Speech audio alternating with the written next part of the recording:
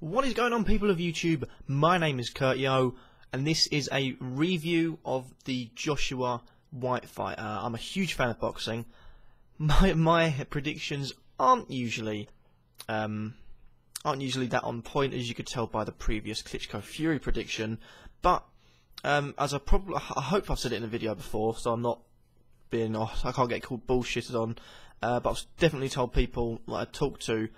I felt like it was only a matter of time before Joshua was pushed outside the 3 rounds, and he was here, but by a slight cheaty sort of roll. The first round, it looks as if it was going to be the usual first round. Joshua was well on top of the fight.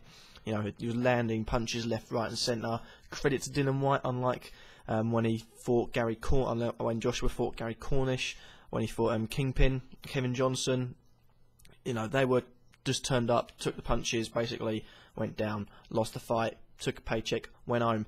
He was there, well, obviously, as you could tell by the fight, and I'll get onto that in a second, didn't like Anthony Joshua, and he was taking the punches, he was firing back with some of his own. He wasn't firing back much, but he was taking the punches well, and his legs looked a bit wobbly, but you could tell he was I wouldn't say nowhere near, because he was one punch away from a knockout, but he was handling it quite well.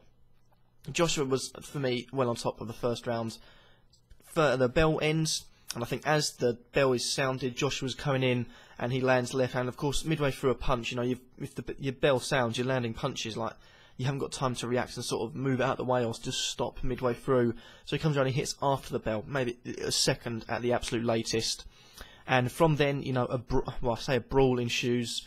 It was more Whyte dirtily, but tactically, started throwing punches back, you know, maybe hit the referee, you know, tried to throw punches at Joshua, still couldn't hit Joshua with a clean one, but, you know, everyone was going into the ring, you know, that gave him, you know, an extra few seconds before the minute started, and then about a minute of the referee talking and saying, look, we don't want any of this is a clean fight, we want a clean fight, we don't want any of that sort of business in this ring. And he took the next 2 rounds. I was scoring the fight, and the second and the third round I had well in favour of Dillian Whyte, who was landing punches, and it was there where we saw a test and questions being asked of Anthony Joshua, because before he hadn't really faced someone that had levered him back the same punches he was flying in and giving other people, and he was taking them. His legs look a bit wobbly. I think it was mid to end of the second round. His legs were looking a bit wobbly, but for me, he came through and he answered the questions, because my biggest concern and question was, if someone comes in, maybe like Dillian Whyte, you know, throws through punches back and says, you haven't received that before, have you? How will he take it? His chin hasn't been tested. He's blitzed people out of the ring. When you've got someone that can fight, that can take some punches, you know, your game plan changes, because the first 3 rounds you can blitz them out of there. You know, once the third round goes, you're thinking, they're still in there. You know, this is strange. But for me, that dirty tactic, you know, it would have paid off either way in favour of Dillian Whyte. For the simple reason, A, if he gets disqualified, which I thought was going to happen, I thought, you know, you can't be swinging, and he definitely looked at it as if saying, you know, you've swung after the bell. Joshua didn't really swing and, well, start to swing. He was already swinging when the bell rung.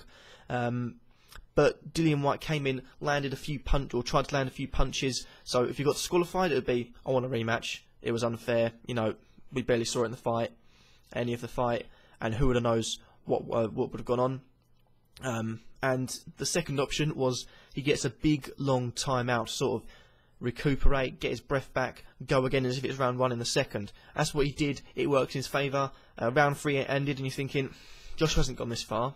Dillian Whyte's only gone round 4.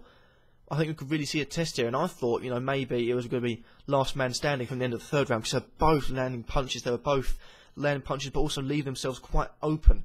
You know, I thought Dillian Whyte did it a lot. Joshua did it a bit, but they both answered my questions. Can they go the distance? I think they both could have in that fight, but in the end, like I say, I'll get to it in a sec. But it's a huge, huge punch. 4th round comes in, and I think then we sort of saw Joshua get back into the fight, land a few strong punches, took that round with ease. 5th round, sort of the same thing. 6th round, you see Dillian Whyte starting to get a bit wobbly. You know, same in the 5th round. 7th round, you know, he was all over the place. You know, for the last 30 seconds or so, he was walking about as if he'd, you know, necked about 10 tequilas, you know, 15 Jaeger bombs, you know, and a couple of beers on top of that too. He was all over the place. His legs were completely jellified, and you know, in the end, a huge uppercut from Joshua ends the bout completely. Afterwards, I was surprised because I can't remember who it was, or whatever pundit it was. At the end of the fight, said that it was disappointing on Joshua's behalf to not show the respect to Dillian Whyte, which I felt was wrong, because he said, you know, big respect. I'm pretty sure he said it, but he said big respect. Dillian Whyte came up, you know, gave the fans a good fight. He was then asked the question, does he earn back any of the respect he's lost? He said no, which I think that's a fair enough response. You know, if you're gonna, you know, start ensuring, well, like he said after the fight, a street fight after the bell ends, you know, and try and get yourself to school a fight to, you know, try and aid the game. If you're gonna, you know, constantly talk trash, you know, outside of the ring, you know, leave threats, say, you know, let's get on now, let's fight now. If you're gonna walk straight out of the ring, not shake hands after, not show any respect to the person that's, you know, fairly beaten you and knocked you out, you know, there shouldn't be any respect shown from Anthony Joshua. If there's respect shown from Dillian Whyte, considering all the trash talking he's done and how badly as a professional he behaved, then he would earn the respect back and say, pretty much like you saw in the undercard, or the final undercard fight, Eubank Jr. versus Spike Johnson. You know, Spike Johnson did say sorry, you know, and that's what they both embraced, saying that was bad blood, but, you know, like I say, the fight was called Bad Intentions, but they came together. You know, Spike Johnson apologised, Eubank Jr. accepted it. That should have happened there.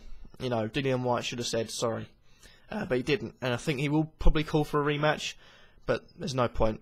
For me, it's a bit like if there was any sort of, you know, maybe this maybe didn't go in his favour, or any sort of, you know, ruckus about it. It'll be easier for Joshua next time. He knows what he's going to face up against in Dillian Whyte.